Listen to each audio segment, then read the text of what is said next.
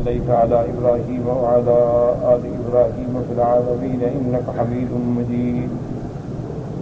أعوذ بالله من الشيطان الرجيم. بسم الله الرحمن الرحيم. وأنكحوا الأيام منكم والصالحين من عبادكم وإمائكم إن يكونوا فقراء يغنهم الله من فضله والله واسع عليم. وليستعفف الذين لا يجدون نكاحا حتى يغنيهم الله من فضله والذين يبتغون الكتاب مما ملكت أيمانكم فكاتبوهم إن علمتم فيهم خيرا وآتوهم مما لله الذي آتاكم ولا تكرهوا فتياتكم على البغاء إن أردنا تحصنا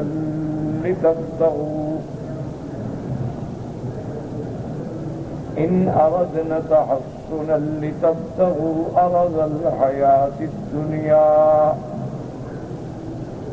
ومن يكرههن فإن الله من بعد إكراههن غفور رحيم. وَلَقَدْ أَنزَلْنَا إِلَيْكُمْ آيَاتٍ مُبَيِّنَاتٍ وَمَثَلًا مِّنَ الَّذِينَ خَلَوْا مِنْ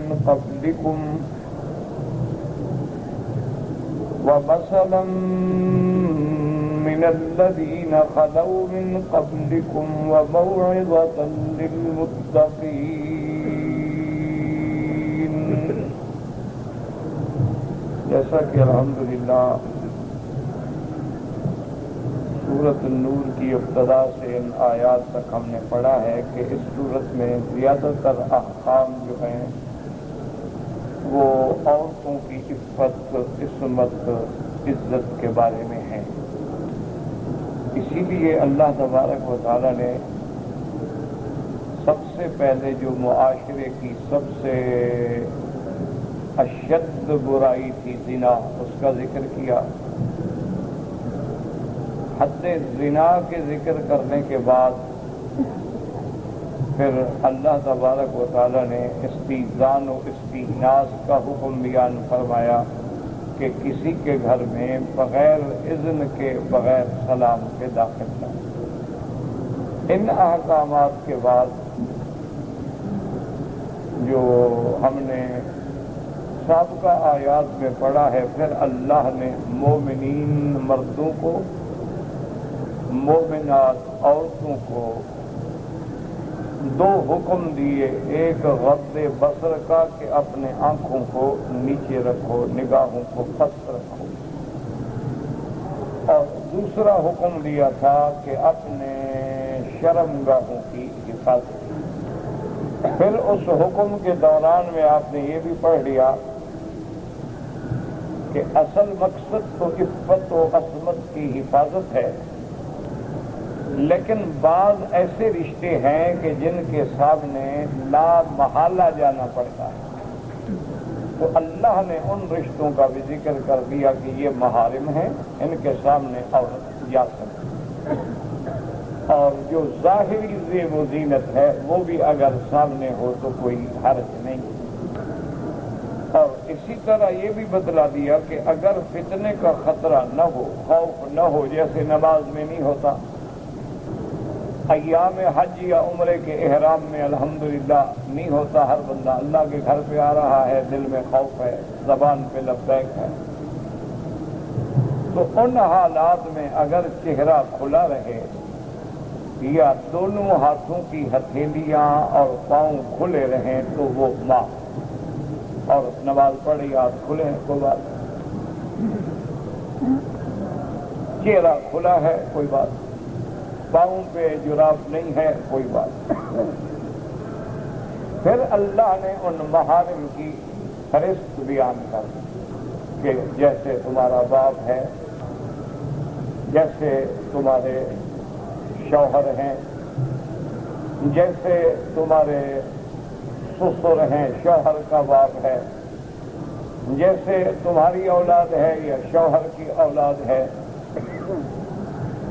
اسی طرح جیسے تمہارے بھائی کا بیٹا ہے، بھتیجا جس کو کہتے ہیں، اسی طرح بہن کی اولاد ہے، بھانجے ہیں، اسی طرح گھر میں باندی ہے، اسی طرح عورتیں ہیں ایک دوسرے کے سامنے لباس میں، اگر ظاہری زینت سامنے ہے تو کوئی بات نہیں۔ اور اسی طرح ایسے لوگ جو پیدائشی طور پہ اب نارمل ہوتے ہیں یا بیماری کی وجہ سے ہو گئے کہ اب ان کو کوئی ہوش ہی نہیں، کوئی عقل نہیں، اگر ایسے لوگوں کے سامنے بھی عورت اپنی ظاہری زینت کو ظاہر کر دے تو کوئی حرج نہیں۔ یا ایسے بچے اب الطفل الذین، یعنی نابالغ بچے، نہ سمجھ بچے، جن کو عورتوں کے ناز انداز اشوا و غمزہ کا کوئی خیال ہی نہیں، اگر ان کے سامنے بھی عورت آئے تو کوئی حرج نہیں۔ لیکن اگر بچہ سمجھدار ہے، چاہے بالغ ہے یا بالغ نہیں، کہ بعض اوقات بچے 15 سال کی عمر میں بالغ ہوتے ہیں لیکن سمجھدار تو 10 سال سے ہو گیا، 12 سال سے ہو گیا، 14 سال سے ہو گیا، سمجھتا ہے کہ عورت کیا چیز ہے، تو ان کو نہ آنے دیں، ان سے یعنی پردہ۔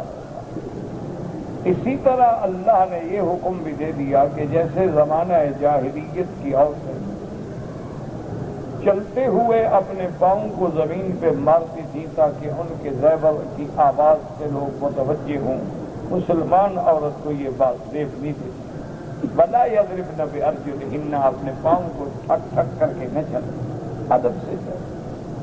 اور آخر میں اللہ نے حکم دیا وتوبوا الی اللہ جمیعا، مرد ہو، عورتیں ہو، بڑے ہو، چھوٹے ہو، سب اللہ کی طرف لوٹو، توبہ۔ اللہ کی طرف لوٹنے میں اسی میں تمہاری کامیابی ہے، لعلکم تفلحون، جب اللہ کی طرف لوٹو گے تو کامیاب ہو جاؤ۔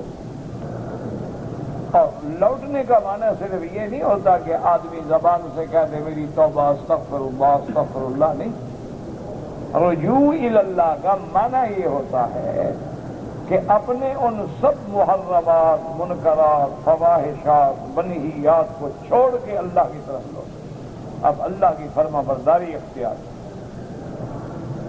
اللہ کے احکام پہ چلنے کی پوری سعی کر۔ توبہ کرنا جو ہے اصل بات یہی ہوتی ہے کہ آدمی اس گناہ کو چھوڑ دے اور جو غلطی ہو گئی ہے اس پہ شرمندگی اور ندامت محسوس کرے۔ اسی لیے حضور پاک نے فرمایا کہ مومن کے ایمان کی علامت یہ ہے کہ اگر اس سے کبھی گناہ ہو جائے وہ سمجھتا ہے کہ میں کسی پہاڑ کے نیچے آ گیا، اور جب ایمان نہ ہو تو وہ سمجھتا ہے جیسے مکھی بیٹھی تھی اڑا دیا، وہ بات ہی نہیں، ہو گیا تو ہو گیا، کیا ہو گیا۔ اور بعض لوگ تو پھر اتنے جری ہو جاتے ہیں کہ ان کو گناہ ہی نظر نہیں آتا، اور بعض لوگ اتنے جری ہو جاتے ہیں نعوذ باللہ کہ پھر اللہ کی تقدیر پہ بھی اعتراض کرتے ہیں، جی اللہ نے لکھا تھا پھر ہم کیا کر سکتے تھے، جب اللہ نے لکھا تھا تو ہونا تھا۔ تو یہ معنی نہیں ہوتا اللہ کے لکھنے کا، اللہ نے ہر وہ چیز لکھی ہے جو قیامت تک ہوگی، کیونکہ وہ جانتے تھے، لیکن کرو گے تو تم اس لیے لکھا ہے، یہ نہیں لکھا ہے کہ تمہیں جبر کر کے خدا کہے کافر بن جاؤ پھر جہنم میں ڈال دے۔ اللہ جانتے تھے کہ ان طبائع میں کیا ہے، یہ ایمان ہے، یہ کفر ہے، یہ ابرار ہیں، یہ اشرار ہیں، یہ بندہ آگے چل کے یہ کرے گا، یہ کرے گا۔ جو تم نے کرنا تھا وہ اللہ نے لکھ دیا، کرنا تو تم نے ہے، بھرنا بھی تم نے ہے۔ اب اس کے بعد اللہ تبارک و تعالی آج کے سبق میں جو ہم نے آیات پڑھی ہیں ان میں نکاح کا حکم دیتے ہیں، اس لیے کہ قانون اسلام جو ہے وہ اتنا جامع کامل مکمل ہے اور اتنا اس میں اعتدال ہے، یہ نہیں ہے عیسائیت کی رہبانیت کی طرح کہ ان میں جو راہب بنتے تھے مرد ہوں یا عورتیں وہ فیصلہ کر لیتے تھے ہم ساری زندگی دودھ نہیں پیئیں گے، گوشت نہیں کھائیں گے، شادی نہیں کریں گے، مجرد رہیں گے۔ اسلام ایسی باتوں کا حکم نہیں دیتا۔ اسلام نے اگر زنا کو حرام کر دیا، عورت کا عورت سے سحاق کرنا جو ہے حرام کر دیا، مرد کا مرد سے بدفعلی کو حرام کر دیا، لیکن بندے میں تقاضا تو ہے شہوت کا، وہ کیا کرے؟ ہر انسان میں اللہ نے جو قوتیں رکھی ہیں وہ قوات ملکیہ بھی ہیں اور قوات حیوانیہ بھی ہیں۔ اللہ تبارک و تعالیٰ نے انسان میں جہاں قوت علمیہ رکھی ہے، قوت نظریہ رکھی ہے، قوت فکریہ رکھی ہے، وہاں حیوانیہ اور شہوانیہ بھی تو رکھی ہے۔ آدمی چاہے کتنا صالح ہو، عالم ہو، عابد ہو، لیکن شہوت تو ہے، خواہش تو ہے۔ ہر بندے کو بھوک لگتی ہے، ہر بندے کو پیاس لگتی ہے، ہر بندے کو اپنی شہوت کے انقضاء کے لیے عورت کی تمنا ہوتی ہے، اور غیر محرم کو تو دیکھنا بھی اللہ نے حرام کر دیا، غض بصر کا حکم دے دیا، حفظ فرج کا حکم دے دیا۔ تو اب اعتدال اور حلال کیا ہے؟ نکاح۔ اللہ نے مسلمانوں کو، اپنے ماننے والوں کو حکم دیا کہ نکاح کرو۔ نکاح جو ہے سنت الانبیاء والمرسلین، حضور صلی اللہ علیہ وسلم نے فرمایا کہ ہر پیغمبر کی سنت، تاکہ نکاح کے ذریعے تمہاری اس قوت شہوانیہ کا بھی علاج ہو اور توالد و تناسل کا سلسلہ بھی جاری رکھے۔ اگر نکاح نہ ہو، زنا حرام ہو، تو آگے نسل کیسے چلے گی؟ تو اللہ نے ایک نظام بنایا ہے نا کہ توالد و تناسل تو قیامت تک ہوگا، اولاد آدم میں پیدا ہوں گے بچے۔ تو اس لیے اللہ تبارک و تعالیٰ نے زنا کو حرام کیا، لیکن نکاح کو صرف مباح یا حلال نہیں بلکہ انبیاء کی سنت قرار دیا۔ اسی لیے آپ دیکھیں کہ اسلام نے سود کو تو حرام کیا، چوری پر ہاتھ کاٹنے کی سزا رکھ دی، اگر ڈاکو ہیں اور زمین میں فساد پھیلا رکھا ہے تو ان کی سزا تو ہے کہ ان کے قتل کر دو یا پھانسی چڑھا دو یا ایک ہاتھ اور ایک پاؤں کاٹ دو، کہ زمین اللہ کی زمین میں فساد ڈالتے ہیں اور لوٹتے ہیں اور ڈاکے مارتے ہیں۔ تو اب جب ڈاکہ بھی حرام، چوری بھی حرام، سود بھی حرام، تو معاملات تو چلیں گے، وہ کیسے چلیں؟ فرمایا تجارت کرو۔ لا تأكلوا أموالكم بينكم بالباطل إلا أن تكون تجارة، تجارت کرو، بے شراء کرو، دوسرے ملکوں سے مال منگا کے بیچو، اپنے ملک کا مال باہر بھیجو، ان پہ نفع حاصل کرو۔ تو اگر اللہ نے سود کو حرام قرار دیا، تجارت اور نفع کو حلال قرار دیا، کہ آدمی نے معاملات تو چلا نہیں ہے، یہ دنیا کیسے چلے گی؟ باقی یہ بحثیں کہ جی بینکوں کے بغیر نظام کیسے چلے گا، یہ باتیں اصل میں اس لیے مشکل نظر آتی ہیں کہ صدیوں سے ہم پر ایک یہودی نظام اقتصادی مسلط ہے، اسی میں ہماری کئی نسلیں پیدا ہوئی، جوان ہوئی، مر گئیں، اس لیے ہمیں دوسرا سمجھ ہی نہیں آتا۔ ورنہ آپ دیکھیں کہ رحمت دو جہاں سیدنا محمد مصطفیٰ صلی اللہ علیہ وسلم اور آپ کے خلفائے راشدین یعنی کے زمانے میں کہاں 80 لاکھ مربع میل پہ اسلام کا پرچم ماشاء اللہ لہرایا، تو کیا وہ کاروبار نہیں کرتے تھے؟ وہ تجارتیں نہیں ہوتی تھی؟ ایک دوسرے سے ملک سے مال سامان، حضور پاک نے خود تجارت فرمائی۔ حضور صلی اللہ علیہ وسلم خود مکہ سے سامان شام لے گئے، پھر شام مال بیچا، پھر وہاں سے خریدا مکہ لے آئے، پھر یہاں بیچا۔ سیدنا ابو بکر رضی اللہ تعالیٰ عنہ خود بہت بڑے کپڑے کے تاجر تھے۔ اسی طرح سیدنا عثمان رضی اللہ تعالیٰ عنہ اور بڑے بڑے صحابہ ہیں جو بہت بڑے بڑے تاجر تھے، بہت بڑے بڑے کاروبار تھے ان کے، محدثین، مجتہدین، فقہاء، علماء میں بڑے بڑے تاجر۔ تو یہ نہیں ہے کہ اسلام سود کو تو حرام کر دے اور تمہارے لیے کوئی ذریعہ ہی نہ رکھے کاروبار کا۔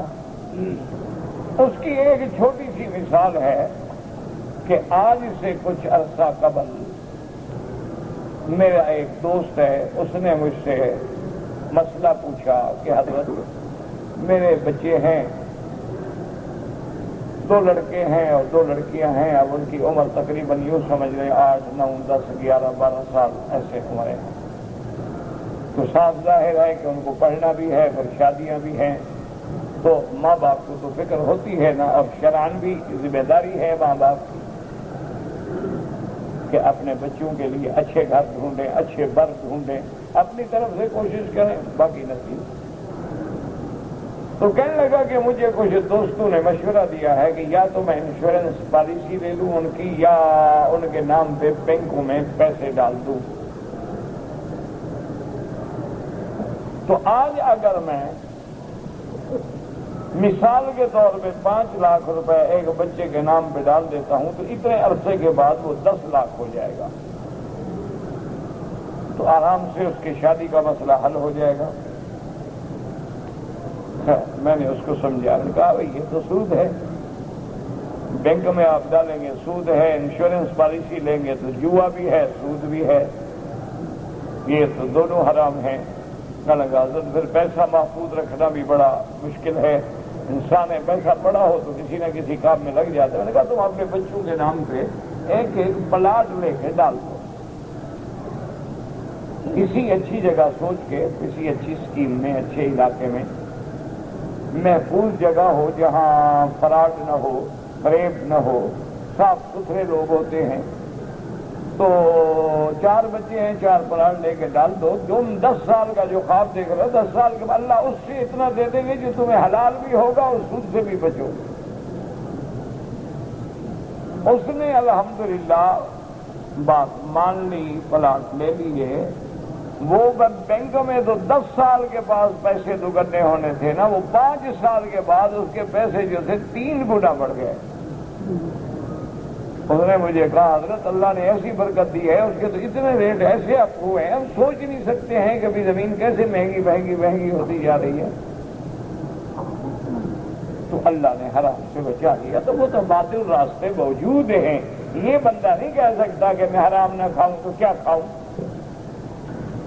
یہ ایک شیطانی خیال ہے کہ بینک نہیں ہوں گے تو نظام کیسے چلیں گے۔ اب تو دنیا کے بڑے بڑے بینک جو ہیں وہ اسلامک سسٹم اپنا رہے ہیں،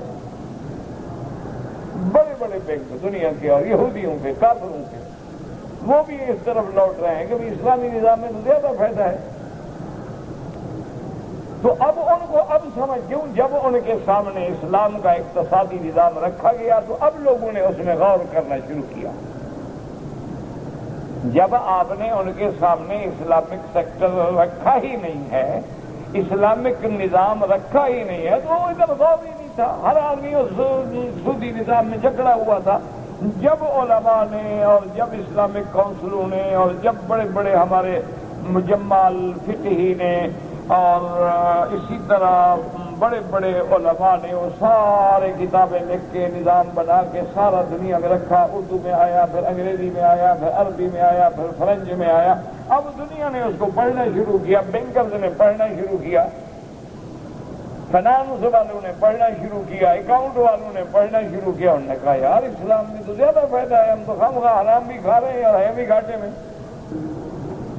تو اب اللہ کا شکر ہے، آپ ہر ملک میں اب دیکھ سکتے ہیں کہ ایسے بینک آ گئے، ایسے مؤسسات آ گئے ہیں جو آپ کو اسلامی طریقہ کار کے مطابق قرضہ بھی دیتے ہیں، کاروبار کے لیے پیسہ بھی دیتے ہیں، آپ کوئی چیز خریدنا چاہتے ہیں اس میں بھی وہ آپ کی اعانت کرتے ہیں، آپ ان کو پیسہ دے دو، بڑے بڑے منصوبوں میں وہ پیسہ ڈال دیتے ہیں۔ وجہ یہ ہوتی ہے نا جی کہ آج کل کوئی کام کریں آپ، اس کی چھوٹی سی مثال مثلا میں عرض کروں کہ ٹیکسٹائل مل لگانی ہو، شوگر مل لگانی ہو تو 80 کروڑ روپے چاہیے، نہ 80 کروڑ ہوگا، نہ 9 من تیل ہوگا، نہ رادھا ناچے گی۔ تو جب ہمارے پاس 80 کروڑ ہوگا نہیں تو ہم کیسے شوگر مل لگا؟ پھر وہ سود ہی لگائیں گے، ہم خاموش رہیں گے۔ لیکن اسلام نے جو ہمیں نظام مشارکت دیا ہے، نظام مرابحہ دیا ہے، اس سارے نظام میں اگر ہم سب لوگ پیسے ڈالنا شروع کر دیں گے تو اب بینک جو ہے وہ لگا لے گا، کیونکہ بینک کے پاس 80 کروڑ کیا ہے، ان کے پاس 2 ارب 4 ارب 5 ارب بھی آ جائیں گے، اس سے وہ منصوبے شروع کر دے گا، اور جتنا تمہارا پیسہ ہے اتنا تمہارا شیئر ہے۔ تمہارے 10 لاکھ ہیں، اس کے 50 لاکھ ہیں، اس کے 60 لاکھ ہیں، اس کے 2 لاکھ ہیں، سال کے بعد جب نفع آئے گا اسی شیئر کے مطابق تقسیم ہو جائے گا، کبھی زیادہ کبھی کم۔ تو اب اسلامک بینکنگ جو ہے وہ بھی میدان میں آ گئے ہیں۔ ٹھیک ہے، ابھی آپ ان کو کہیں کہ آج پہلے دن وہ خلفائے راشدین کا دور زندہ کر دیں، یہ تو نہیں ہوگا، ان میں بھی ابھی کچھ نقص ہیں، لیکن گاڑی چل تو پڑی ہے نا، پٹڑی پہ تو آ گئی نا، اب آہستہ آہستہ سپیڈ بھی پکڑ لے گی جیسے جیسے انجن قوی ہوتا جائے گا۔ تو اس لیے یاد رکھیں کہ اسلام نے زنا کو حرام قرار دیا، غیر محرم عورت سے خلوت کو حرام قرار دیا، غیر محرم عورت پہ نظر ڈالنے کو حرام قرار دیا، امرد لڑکے بیریش لڑکوں پہ نظر ڈالنے سے حرام قرار دیا، ان سے الگ بیٹھنے میں شہوت کے خطرے سے حرام قرار دیا، لواطت کو حرام قرار دیا، عورتوں سے نعوذ باللہ سحاق کہتے ہیں عربی میں اس کو حرام قرار دیا۔ تو اب بات یہ ہے کہ بندہ جائے کی طرف ہے نہیں، نکاح کرو۔ اچھا اب جناب یہ ہے کہ یورپ میں یا کسی کافر ملکوں میں وہاں تو ٹھیک ہے نا جی، عورت بھی آزاد ہے، مرد بھی آزاد ہے، دونوں انسان نہیں حیوان ہیں، جہاں گھاس دیکھا چل لیا۔ تو اب ایک بندہ کہتا ہے جی کہ میں تو بڑا جوان ہوں، تندرست ہوں، میری صحت ہے، قوت ہے، طاقت ہے، اور ایک بیوی سے میرا گزارا نہیں ہے، اس کو 8 دن حیض ہو تو میں کدھر جاؤں؟ 40 دن کے لیے نفاس میں پلید ہے تو میں کہاں جاؤں؟ حاملہ ہو گئی ہے، ڈاکٹر نے منع کر دیا ہے، تو اب میں کیا میں اپنے پھر میں گناہ کروں گا؟ نہیں، تم 1 کے بجائے 2 کر لو۔ اچھا جی اللہ نے مجھے دولت دی ہے، طاقت دی ہے، اور 2 جو ہے میرے لیے وہ بھی مکتفی نہیں ہو سکتی ہیں، پھر میں 3 کر لوں۔ اچھا 4 کر لو۔ اس لیے قرآن نے حکم دے دیا کہ فَانكِحُوا مَا طَابَ لَكُم مِّنَ النِّسَاءِ مَثْنَىٰ وَثُلَاثَ وَرُبَاعَ، اور جہاں 4 کی اجازت دے دی وہاں 7 تنبیہ بھی کر دی، فَإِنْ خِفْتُمْ أَلَّا تَعْدِلُوا فَوَاحِدَةً، فرمایا اگر ڈرتے ہو کہ انصاف نہیں کر سکو گے تو بس پھر 1 سے گزارا کرو، یہ تو تمہاری کمزوری ہے نا، تم انصاف نہیں کر رہے ہو تو اللہ نے روکا ہے۔ اگر تم دونوں میں انصاف کر سکتے ہو، میں نے میرے عرب دوست ہیں، وہ ایک دفعہ میں نے دیکھا تو ماشاءاللہ اس سے پوچھا بھی بعد میں نے، تو نے کہا میری 4 بیویاں ہیں۔ اچھا ہر بیوی کا ایک جیسا لباس، اور اس نے کہا دیکھیں جی میں تو کپڑا خریدتا ہوں الحمدللہ، تھان لے آتا ہوں، بھی ایک ہی تھان ہے، کاٹ لو اپنا اپنا، یہ نہ کہے کہ اس کا اچھا ہے اور میرا اچھا نہیں۔ برقعے لینے ہیں 4 لوں گا۔ اسی طرح انہوں نے کہا کہ ان کے جو کمرے ہیں ان میں کارپیٹ ڈالنا ہے، قالین ڈالنا ہے، تو میں ان کو کہتا ہوں چلو دکان پہ پسند کرو اور ایک جیسا اٹھاؤ، اگر رنگ میں تمہاری کوئی دلچسپی کا فرق ہے تو اپنی رضامندی سے فیصلہ کرو۔ اس نے کہا میں نے الحمدللہ کھانے میں، پینے میں، نان میں، نفقے میں، لباس میں، کپڑے میں عدل کیا ہے، میرے اوپر تو اللہ کا بڑا شکر ہے، 4 بیویاں میری ایک گھر میں رہتی ہیں، اور ان کا آپس میں بھی اتنا پیار ہے کہ نمبر 1 کے بچے 2 پالتی ہے، 2 کے بچے 1 والی پالتی ہے. وہ اس کو ماں کہتے ہیں، وہ اپنی ماں کو ماں بھی نہیں کہتے. وہ پیار وہ کرتی ہے بچے سے، تو جو پیار کرے گا وہی ماں ہے نا. ان کا پیدا ہو وہ بچے اٹھا لیتی، اس کا بچہ پیدا وہ پال لو. اب وہ دونوں اتنے غلط فہمی میں ہیں، وہ اس کو ماں کہتے ہیں، وہ اس کو ماں کہتے ہیں. وہ اس کے کمرے میں سوتے ہیں، وہ اس کے کمرے میں سوتے ہیں، اپنی ماں کے پاس جاتے ہی نہیں. وہ بیچاری پیچھے بھاگتی رہتی ہے، ابھی میں تمہاری ماں ہوں. کہتے نہیں ہماری ماں تو وہ ہے. تو یہ اگر تم عدل و انصاف نہ کرو، ایک بیوی کو لے کر سعودی عرب آ گئے ہو، عبادت کر رہے ہو، اور دوسری تمہیں لعنتیں بھیج رہی ہے، تو یہ تو تمہارا گناہ ہے. ایک بیوی کو تو ماشاءاللہ جی میں نے 3 حج کرائے ہیں، اور دوسری کو کبھی عمرہ ہی نہیں کرایا. انشاءاللہ وہ بھی جھولیاں اٹھا اٹھا کے بددعائیں تو دے سکتی ہے نا، کچھ بھی نہ کرے. ایک بیوی کے لیے تو تم نے ماشاءاللہ مکان بنا دیے، اس کے بچوں کو تم نے گاڑیوں پہ رکھا ہوا ہے، دوسری کے بچے دھکے کھا رہے ہیں اور پرانے کمروں میں پڑے ہوئے ہیں. تو اللہ تو دیکھ رہے ہیں. یہ تو تمہارا ظلم ہے نا. اسلام کے قانون میں تو کوئی کمی نہیں. اس طرح کے ظلم جو ہے وہ غیر شادی شدہ بھی کرتے ہیں، اپنی ماں باپ کو تنگ کر دیتے ہیں. اسلام کا قانون بڑا عادلانہ ہے کہ بھی 1 شادی کر لو، 2 کر لو، 3 کر لو، 4 کر لو.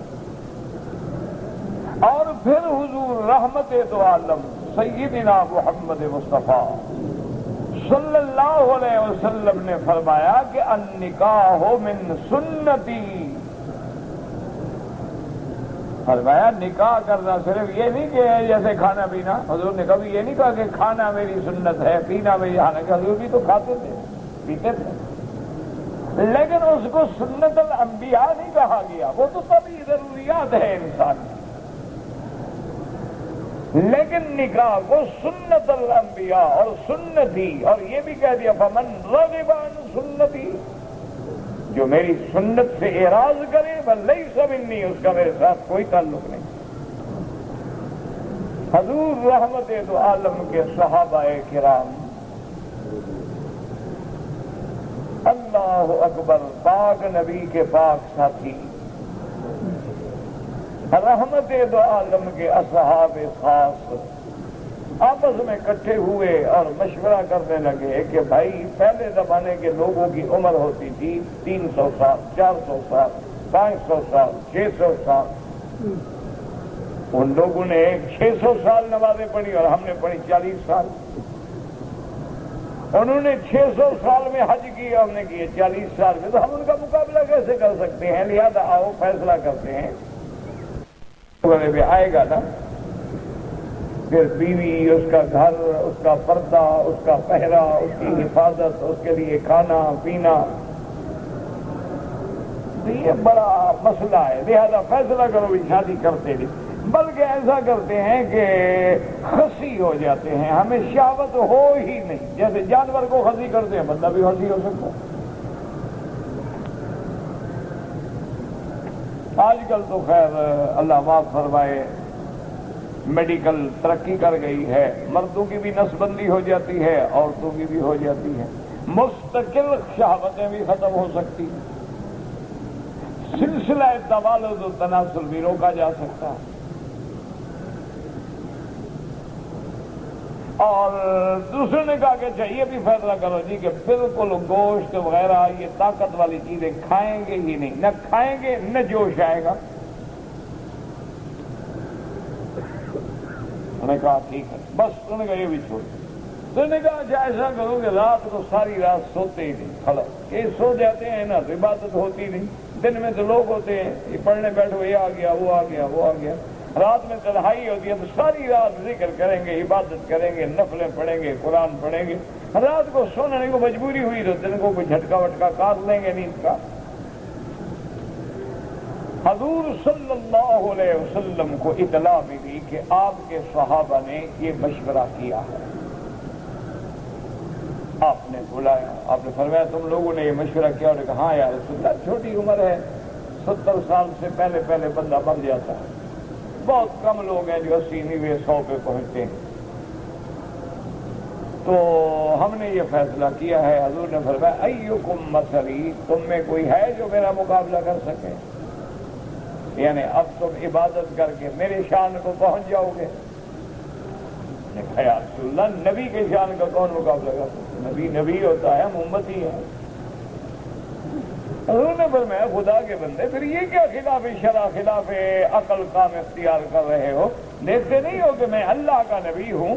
انا اصوم و افطر، میں روزے بھی رکھتا ہوں، افطار بھی کرتا ہوں، انام و اقوم، نیند بھی کرتا ہوں، تہجد کے لیے جاگتا بھی ہوں، اور اتزوج النساء، میں نے عورتوں سے شادیاں بھی کی ہیں، ان کے بھی حقوق ادا کرتا ہوں، اچھی نعمت خدا دیتا ہے کھا لیتا ہوں، نہیں دیتا ہے الحمدللہ صبر کرتا ہوں، تو تم میرا مقابلہ کر سکتے ہو؟ خبردار ایسی باتوں کو دماغ سے نکال دو، اللہ دیتا ہے کھاؤ۔ تو اس لیے اسلام نے حکم دیا کہ نکاح کرو، اور اسی طرح اسلام نے یہ بھی حکم دیا کہ اگر تمہارے اندر نکاح کی طاقت نہیں ہے، کیا مانا؟ پیسہ ہی نہیں، جگہ ہی نہیں، ٹھکانہ ہی نہیں، ایسے لوگوں کو کون شادی دے گا؟ ایک صحابی سے حضور نے پوچھا تزوجتا، تم نے شادی کی ہے؟ اس نے کہا یا رسول اللہ کس سے شادی کروں؟ یہ کون شادی دے گا؟ یہ ایک چادر ہے جو میں نے باندھی ہوئی ہے، میرے پاس دوسری چادر بھی نہیں ہے۔ تو اس لیے ایسے حالات ہوں تو پھر کیا کرو؟ مثلاً ایک آدمی شادی تو چاہتا ہے، طاقت بھی ہے، تندرست بھی ہے، صحت بھی ہے، عورت کے حقوق ادا کرنے کی قوت بھی رکھتا ہے، لیکن غریب ہے، پیسے نہیں ہیں، تو وہ کہاں سے شادی کرے گا؟ اور آج کل دشمنان دین نے، دشمنان اسلام نے، ہندوؤں نے، یہودیوں نے اپنی سازشوں سے شادی کو اتنا مہنگا کر دیا ہے کہ حلال مل ہی نہیں سکتا، مجبوراً حرام کھاؤ۔ یہ طریقہ ہوتا ہے نا، یہ دیکھتے نہیں ہو کہ کبھی یورو چڑھ گیا، کبھی ڈالر چڑھ گیا، کبھی پاؤنڈ چڑھ گیا، کبھی ین چڑھ گیا، یہ سارا گیم ہے، یہ ساری اقتصادی گیم ہوتی ہے۔ ہم سمجھتے ہیں نا کہ فلاں کا پیسہ بہت چڑھ گیا، وہ چڑھ گیا، اس کی چیزیں بکری کھڑی ہو گئی، چیز مہنگی ہو گئی، جب مہنگی ہوگی کون خریدے گا؟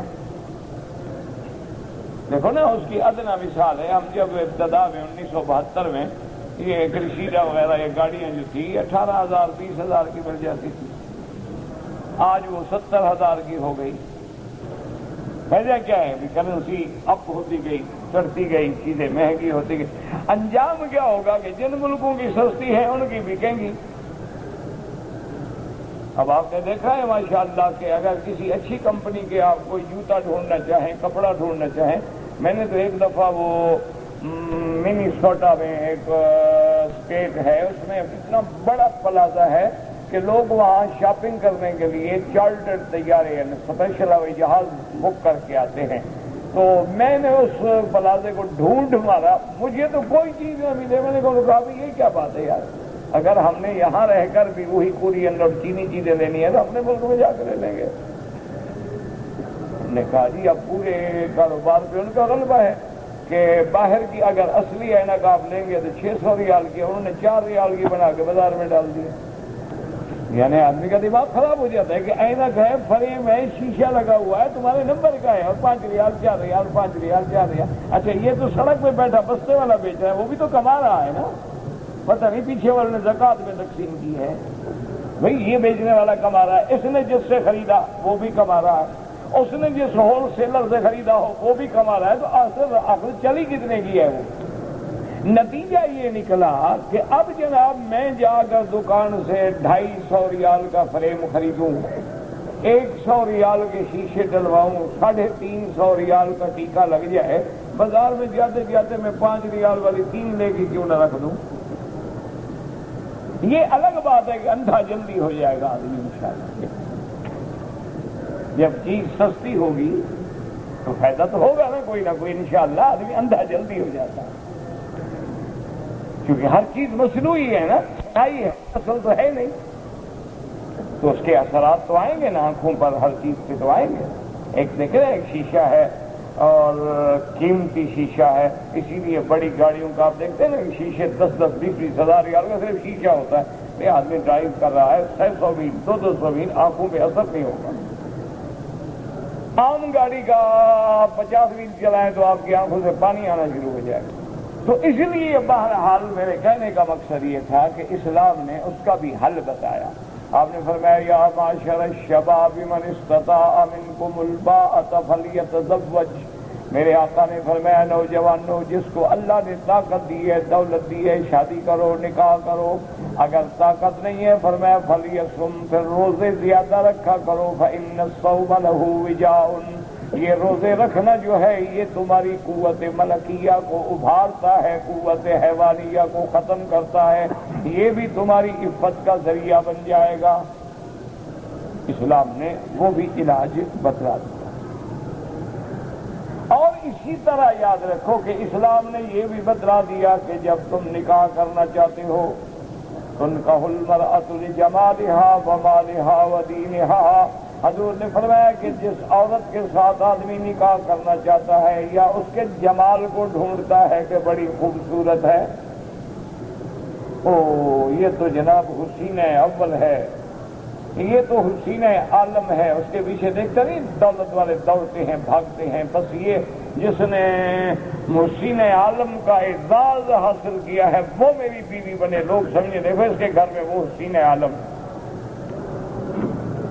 تو حضور نے فرمایا کہ مال کی وجہ سے یا اس کے خاندان کی وجہ سے کہ خاندان بڑا ہے، اگر میرا رشتہ ہو گیا تو میری حیثیت بھی اونچی ہو جائے گی کہ فلاں خاندان کا داماد ہے، بھائی خیال رکھنا۔ یا فرمایا لدینہا، یا آدمی پھر اس عورت کے دین کو تلاش کرتا ہے کہ عورت صالحہ ہے، دیندار ہے، پرہیزگار ہے، باحیا ہے۔ حضور نے فرمایا فاختر ذات الدین، حضور نے فرمایا اللہ تجھے موقع دے تو تم دین والی عورت کو ڈھونڈنا، کیونکہ جمال عارضی چیز ہے، کل بیمار ہو جائے تو جمال ختم، کتنی دیر لگے گی۔ وہ ایک بزرگوں نے حکایت لکھی ہے کہ کوئی بندہ کسی اللہ والے کی خدمت میں گیا اللہ سیکھنے کے لیے، وہاں ان کی اللہ عالم نکرانی تھی یا کیا تھی، بڑی خوبصورت تھی، حضرت عاشق ہو گئے، کچے صوفی ہوتے ہیں نا۔ اچھا اب جناب یہ سارا دن رستے پہ بیٹھا رہے کہ کبھی تو گزرے گی نا، دیکھ لوں گا۔ اس عورت کو بھی احساس ہو گیا، عورت میں ایک چھٹی حص ہوتی ہے، وہ بڑی حساس ہوتی ہے، وہ مرد کی نظروں سے پہچان جاتی ہے کہ اس کی نظر میں فریب ہے، برائی ہے، بے حیائی۔ تو اس نے بھی دیکھ لیا کہ حضرت تو معلوم ہوتا ہے کہ میرے عشق میں مبتلا ہے، تو اس نے 2-3 دن جلاب لیا اور جتنی گندگی خارج ہوئی وہ ایک ڈبے میں بھر کے محفوظ رکھی اور خود بیچاری لکڑی پہ آ گئی۔ اب جب اتنی نمکیات خارج ہوئے بندہ تو اٹھ نہیں سکتا، آئی اور اس کو بلایا، وہ حیران کہ یہ کون؟ یہ تو بھائی کوئی اور نکل آئی ہے تو نانی دادی لگتی ہے۔ وہ تو گڑے پڑ گئے نا، وہ اتنی کمزور ہو گئی، 3-4 دن جس کے متواتر سال لگیں گے۔ اس نے کہا تم کون؟ اس نے کہا جس کے لیے تم راستے پہ بیٹھے رہتے ہو وہی تو ہوں میں، دیکھو غور سے۔ نہیں وہ تو نہیں۔ اس نے کہا ادھر آؤ، تمہارا مال جو ہے نا محفوظ رکھا ہے میں۔ وہ لے گئی، کہا یہ ڈبہ اٹھا لو، اس سے عشق کرو۔ اس نے کہا یہ کیا ہو؟ یہی گندگی تو ہے، جب تک اندر تھی تم دیکھتے تھے، نکل گئی تو اب دیکھتے ہی نہیں ہو۔ اس نے کہا اندر کیا تھا؟ یہ گندگی تو تھی نا، اور کیا تھا؟ تو میں نے تمہارے لیے جمع کر رکھا ہے، یہ اٹھاؤ، اس سے پیار کرو۔ اس کا عشق نیچے سے نکل گیا، عقل بھی آ گیا، مسئلہ بھی سمجھ آ گیا، ابھی بات تو ٹھیک ہے۔ تو اس لیے جمال کیا ہے؟ چوٹ لگی، چہرہ بگڑ گیا، کدھر گیا جمال؟ حسب نسب کیا ہے؟ بڑے بڑے خاندان کے لوگ ہیں، سید خاندان کے، قریش خاندان کے، دنیا تنگ آ گئی ان کے اعمال سے، اور بڑے چھوٹے خاندانوں کے لوگ ہیں، عالم بنے، اللہ والے بنے، اولیاء بنے، بزرگ بنے، محدث بنے، امام بنے۔ تو اصل چیز جو ہے وہ دین ہے۔ اس لیے حضور نے فرمایا جب شادی کرو، لڑکا ڈھونڈو یا لڑکی ڈھونڈو، پہلے دین کا خیال رکھو۔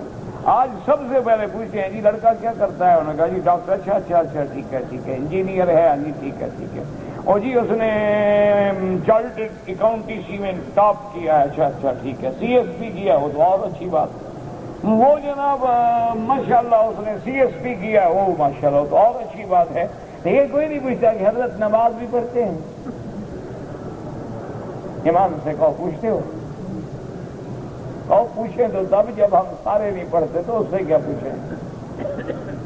رشتہ دینے والے بھی تو نہیں پڑھتے، سسر بھی نہیں پڑھتا، بیوی بھی نہیں پڑھتی، سالیاں بھی نہیں پڑھتی۔ جب سارا گھر ماشاءاللہ ایک سے ایک آلہ ہے تو پوچھنے کی کیا ضرورت ہے؟ پھر تمہاری مرضی ہے۔ یہ سارے احکام ہیں ایمان والوں کے۔ جب ہم نے ایمان ہی چھوڑ دیا ہے تو پھر ان مسئلوں کا تو آپ کو کوئی فائدہ ہوگا ہی نہیں۔ تو اس لیے حضور نے فرمایا کہ فاختر ذات الدین، آپ نے فرمایا کہ دین والی لڑکی کو ترجیح دو، دین والے بندے کو ترجیح دو۔ اچھا، حضور نے ایک اور بھی حدیث بیان فرما دی۔ آپ نے فرمایا کوئی آدمی تمہارے پاس رشتہ طلب کرنے کے لیے آئے، ممن ترضون دینہ، ممن ترضون دینہ، جس کے دین کو تم دیندار ہے، پسند کرتا ہے، دین والا ہے، تم سے رشتہ لینے آیا ہے۔ فرمایا اگر رشتہ نہیں کرو گے تکن فی الارض فتنۃ وفساد کبیر، پھر زمین میں فتنہ پھیلے گا۔ کہ اگر ایک بندہ رشتے کے لیے آیا ہے، دین والا ہے، دیندار ہے، بس قبول کر لو، اور زیادہ حجتیں نکالنے کی کوئی ضرورت نہیں۔ اچھا، اسی طرح یاد رکھیں کہ ایک مسئلہ اور ہے کہ اگر ایک آدمی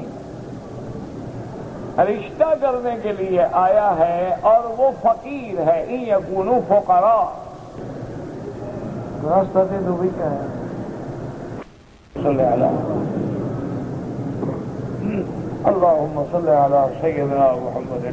اب ایک مسئلہ رہ گیا کہ اگر کوئی آدمی تم سے رشتہ لینے کے لیے آیا ہے، آدمی دیندار ہے، اچھا ہے، لیکن فقیر ہے، تو اس کا بھی اللہ نے فرما دیا کہ فکر نہ کرو، یہ نہ سوچنا فقیر ہے، اگر فقیر بھی ہے اللہ ان کو غنی بنا دے گا۔ اس لیے حضرت عبداللہ ابن مسعود رضی اللہ تعالی عنہ فرماتے تھے کہ جن لوگوں کو فقیر ہیں، غریب ہیں، فرماتے ہیں شادی کرو، اللہ کے بندے شادی کرو، اللہ کا وعدہ ہے شادی کے بعد تمہیں وقت لگ جائے گا، شادی کے بعد اللہ تمہیں غنی کر دے۔ تو اس کو بھی اللہ پاک نے قرآن میں حل فرما دیا۔ فرمایا وَأَنكِحُوا الْأَيَامَ مِنكُمْ وَأَنكِحُوا الْأَيَامَ مِنكُمْ وَالصَّالِحِينَ مِنْ عِبَادِكُمْ وَإِمَائِكُمْ۔ اللہ نے فرمایا کہ تم اپنی ایم عورتوں کا نکاح کر دو۔ یاد رکھو ایمہ مانا بغیر شوہر والی، کیا مانا؟ یا تو کنواری ہے، نکاح ہوا ہی نہیں، یا نکاح ہوا خامد مر گیا بیوہ ہے، وہ بھی تو ایم ہے، یا نکاح ہو گیا لیکن خامد نے طلاق دے دی، عدت گزر گئی، اب وہ بھی ایم ہے، یہ حرہ ہے، آزاد عورت ہے، یعنی غیر شادی شدہ اللہ نے حکم دیا ان کے نکاح کرو۔ وَأَنكِحُوا الْأَيَامَ مِنكُمْ وَالصَّالِحِينَ مِنْ عِبَادِكُمْ وَإِمَائِكُمْ، اور اللہ نے فرمایا جو تمہارے غلام ہیں، جو تمہاری باندیاں ہیں، اگر وہ صالحین ہیں تو ان کے بھی نکاح کرو۔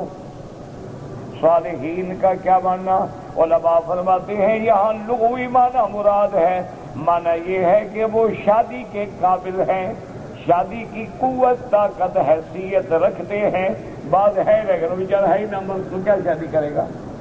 بعض عورت ہے لیکن وہ قوت مرد شہوانیت سے میں، اس لیے فرمایا وَأَنكِحُوا الْأَيَامَ مِنكُمْ والصالحین من عبادکم و امائکم، یعنی جو شادی کرنے کی صلاحیت رکھتے ہیں، عمر ہو گئی ہے، بالغ ہو گئے ہیں، جوان ہو گئے ہیں، اب ان کو شادی کی خواہش بھی ہے، طاقت بھی ہے، ان کی شادیاں کر دو، کیونکہ کوئی غلام، کوئی کنیز اپنے سید کے اذن کے بغیر شادی نہیں کر سکتا، اس لیے اللہ نے حکم دیا کہ ان کو مت روکو، ان کی شادیوں میں رکاوٹ نہ بنو، شادی کرو۔ اور بعض علماء نے فرمایا کہ صالحین لغوی معنی میں نہیں، اصطلاحی معنی کے اندر ہے، یعنی اگر تمہارے غلام ہیں، تمہاری بانیاں ہیں اور ہیں بھی نیک ماشاءاللہ، نمازی ہیں، پرہیزگار ہیں، ویسے کا نکاح کرو تاکہ بیچارے گناہوں سے بچ جائیں۔ يَكُونُوا فُقَرَاءَ يُغْنِهِمُ اللَّهُ مِنْ فَضْلِهِ وَاللَّهُ وَاسِعٌ عَلِيمٌ، اور اگر وہ غریب ہیں اللہ ان کو غنی کر دیں گے، اللہ ان کو غنا عطا فرمائیں گے۔ اللہ تبارک و تعالی بہت بڑے وسعت والے، علم والے ہیں، وہ جانتے ہیں کہ شادی تو ہو گئی، غریب ہے، اللہ عورت کی وجہ سے تمہیں رزق عطا فرما دیں گے۔ اس لیے ایک حدیث میں آتا ہے کہ 3 چیزیں ہیں، ان میں برکت بھی ہو سکتی ہے اور ان کی وجہ سے نحوست بھی ہو سکتی ہے۔ فرمایا کہ عورت ہے، کبھی آدمی غریب ہوتا ہے، ناکام ہوتا ہے، شادی کرنے کے بعد اس عورت کی وجہ سے اللہ اس کو غنی کر دیتے ہیں، اس کا رزق کھول دیتے ہیں۔ اسی طرح فرمایا المرأۃ والفرس والدار، اسی طرح فرمایا گھوڑا بندہ خریدتا ہے، کبھی اس کی وجہ سے اللہ اس کے گھر کے اندر برکتیں عطا فرما دیتے ہیں، کبھی مکان خریدتا ہے، اس مکان کی وجہ سے اللہ برکتیں عطا فرما دیتے ہیں، کیونکہ مکانوں میں بھی برکت ہوتی ہے، مکانوں میں بھی اور زمانوں میں بھی اور مکانوں میں بھی نحوست ہوتی ہے۔ اس لیے حضور نے فرمایا جن جن مقامات پہ اللہ نے عذاب اتارا ہے وہاں جلدی سے گزر جاؤ۔ وَلْيَسْتَعْفِفِ الَّذِينَ لَا يَجِدُونَ نِكَاحًا حَتَّى يُغْنِيَهُمُ اللَّهُ مِنْ فَضْلِهِ۔ اب آگے اللہ نے یہ بھی بتا دیا کہ جو لوگ نکاح کی طاقت نہیں رکھتے، پیسہ نہیں رکھتے ہیں، دولت نہیں رکھتے ہیں، تو اپنے آپ کو پاک رکھیں، تھامیں، اپنے آپ کی حفاظت کریں، گناہوں سے بچائیں، اللہ تبارک و تعالیٰ ان کے لیے بھی آسانیاں پیدا فرما دیں گے۔ تو اللہ نے اس آیات میں احکام نکاح بیان فرما دیے ہیں، اور اگر ہم شریعت کے احکام پہ چلیں تو اللہ تبارک و تعالیٰ کی رحمت سے ہر حال میں امن بھی ہوگا، سکون بھی ہوگا، راحت بھی ہوگی۔ جن گھروں میں تلخیاں ہیں، لازمی بات ہے کہ تالی دونوں ہاتھوں سے بجتی ہے، صرف عورت کا بھی قصور نہیں ہوتا اور صرف مرد کا بھی قصور نہیں ہوتا۔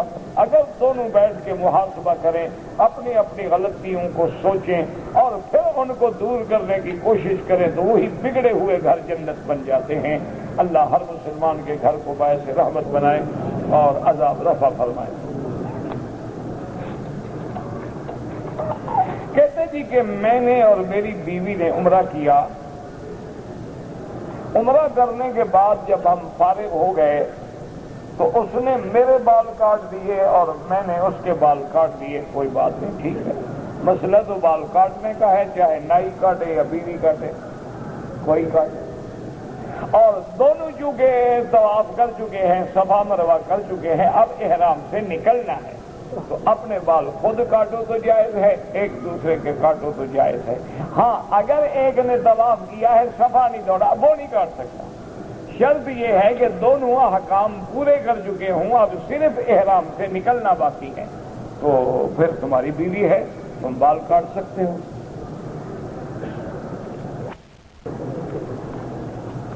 کہتے جی کہ دانتوں پر اگر کسی نے سونے کا خول چڑھایا ہے تو وضو ہو جاتا ہے؟ ہاں ہو جاتا ہے۔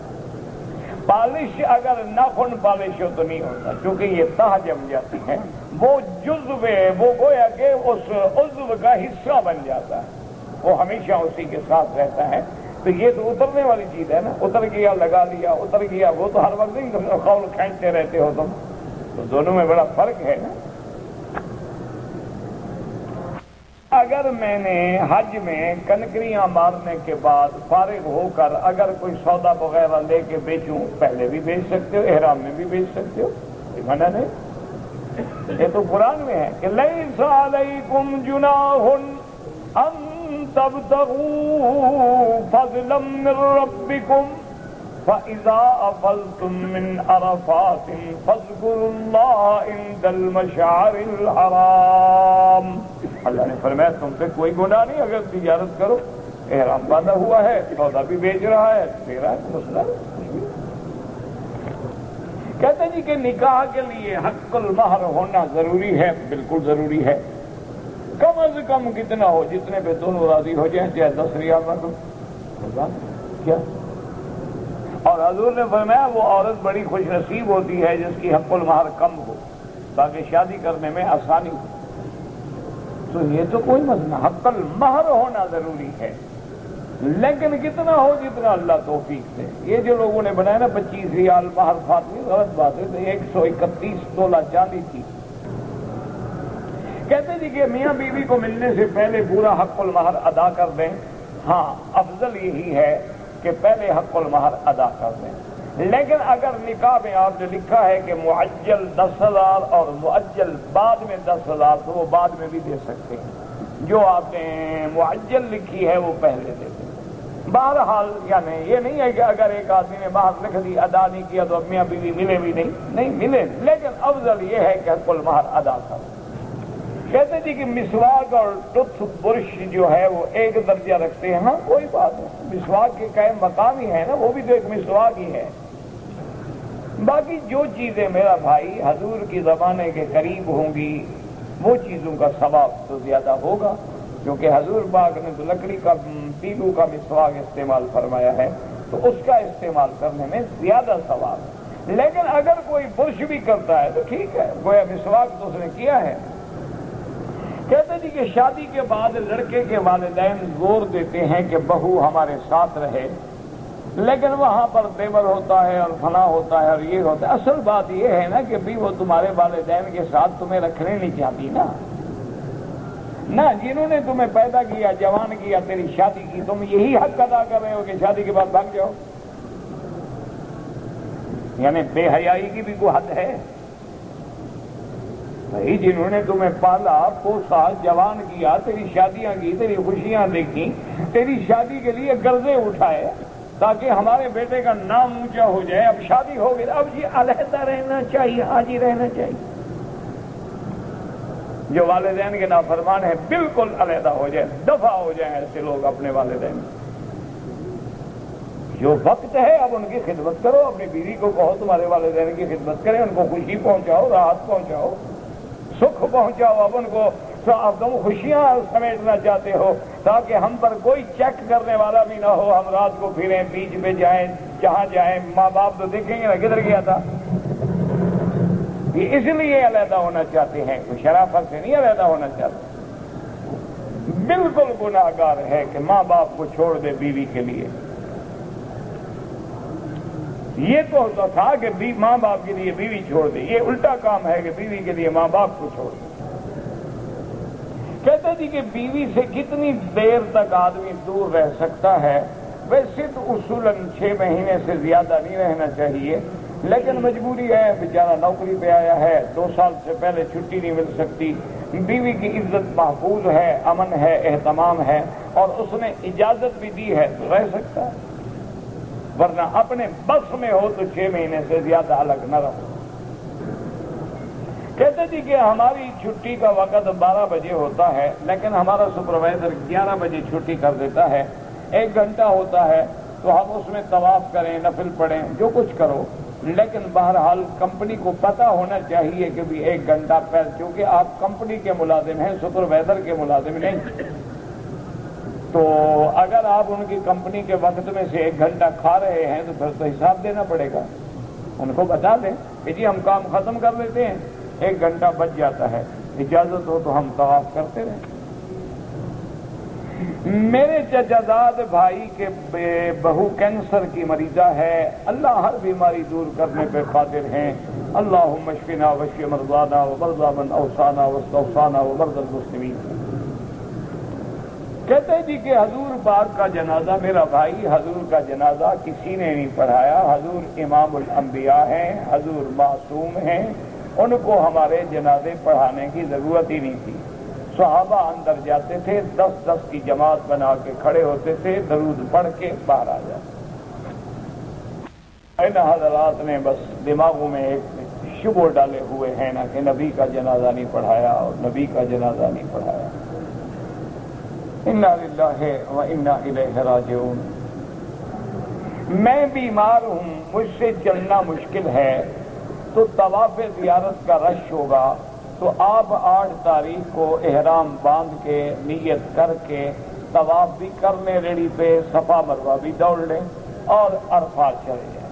اب جب آپ واپس آئیں گے تو صرف طواف زیارت کریں گے، صفا مروہ نہیں دوڑیں گے۔ اور طواف زیارت کے لیے ماشاءاللہ 10 ہے، 11 ہے، 12 ہے، بڑا وقت ہے، کسی نہ کسی وقت تو رات کو رش نہیں ہوتا۔ کوئی قانونی طور پر کسی اخبار میں اعلان نہیں ہے کہ حج کی اجازت دی ہے یا دی ہے، یہ آپ لوگوں نے خود مشہور کیا ہوا ہے۔ وہ کونا جو یمن کی طرف ہے، یہاں ہاتھ لگانا سنت ہے، اور جب ہم دعا کرتے ہیں تو اللہ کے فرشتے آمین کہتے ہیں۔ دوران حج اگر اللہ موقع دے تو مسجد نبوی میں، مدینہ پاک میں 40 نمازیں پڑھیں تاکہ اللہ تمہیں نمازی بنائے اور جہنم اور نفاق سے بری کر دے۔ لیکن اگر کوئی نہ پڑھے تو کوئی ضروری نہیں، اور نہ اس کا حج سے کوئی تعلق ہے۔ ایک آدمی نے انڈیا میں روزہ رکھا، تو اب افطار جب یہاں آیا یا جہاز میں، جب تک سورج غروب نہیں ہوگا، جہاں پہنچا ہے وہاں کے وقت کے مطابق افطار کرے گا۔ ربنا تقبل منا انك انت السميع العليم وتب علينا انك انت التواب الرحيم اللهم اجعل لنا وللمسلمين من كل هم فرجا ومن كل ضيق مخرجا ومن كل بلاء